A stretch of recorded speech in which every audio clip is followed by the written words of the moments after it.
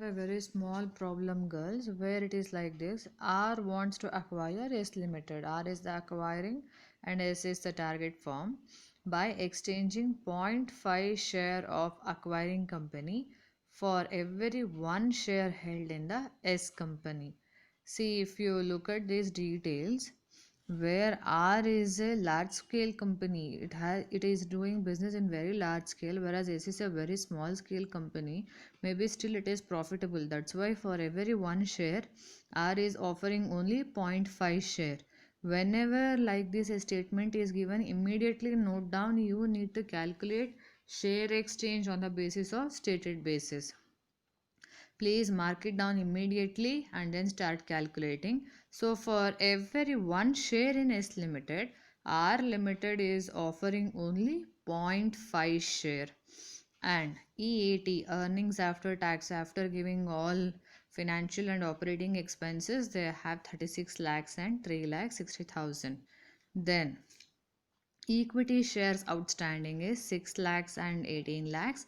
Then market price per share, as of now it is 54 and 20, if I am not wrong. Yeah, it is 54 and 20. I'll write it clearly for you here.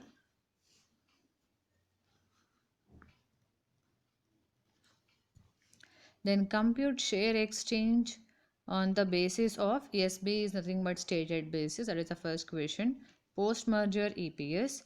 Equivalent EPS in case of S Limited. S is nothing but your target company after acquisition. MPS of R Limited after acquisition, assuming PE multiple remains unchanged. Then market capitalization after acquisition based on market value. Now the first question they have asked you is to calculate your number of shares to be exchanged on the basis of 0.5 whatever is given to you.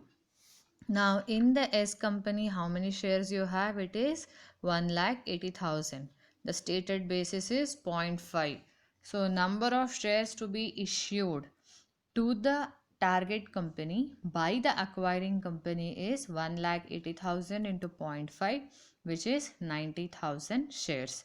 Then the second question says that you need to calculate your post merger EPS.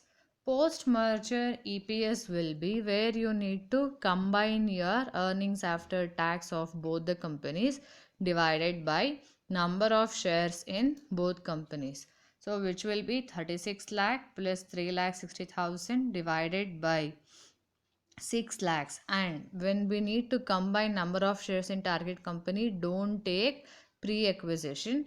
Take what will be given during acquisition, which is 90,000 shares. So which is 39 lakh 60,000 divided by 6 lakh 90,000. Ultimately post merger EPS is 5.73. The next question they have asked you is to calculate equivalent EPS. Now this concept was not introduced to you people in the classroom. So what is equivalent EPS? It is EPS of the combined firm. R plus is written in the subscript.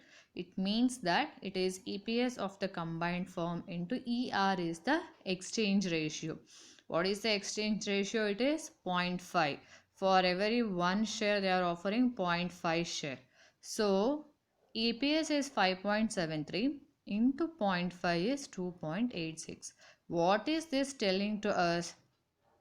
Exchange ratio is 0.5. It means that for every 5.73 whatever the company is earning, 2.86 is going to the target company. That means overall 0.5 whatever you are earning will go to the target company in the future. So that is what you are trying to calculate here. After merger, how much share is the target company getting? Here he is trying to match future income with the current share whatever he is receiving. Then the next question we have is the MPS of the R Limited after acquisition, assuming PE multiple remains unchanged. So you need to calculate market price per share of your acquiring company, where the assumption is PE ratio will not change. PE ratio is not given to us in the problem. How to calculate PE ratio? As you all know, PE ratio is MPS divided by EPS. MPS given in the problem is 54. EPS is 6 rupees. How did we get this? Pre-merger or acquisition EPS is 36 lakhs divided by 6 lakh. The data which is given in the problem, which is 6 rupees.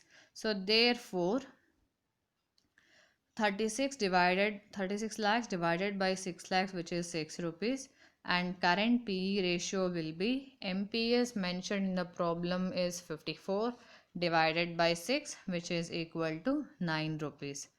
Then you need to calculate your MPS now. We got PE ratio, calculate MPS. PE ratio is MPS divided by EPS. PE ratio is remaining unchanged. 9 is taken as it is.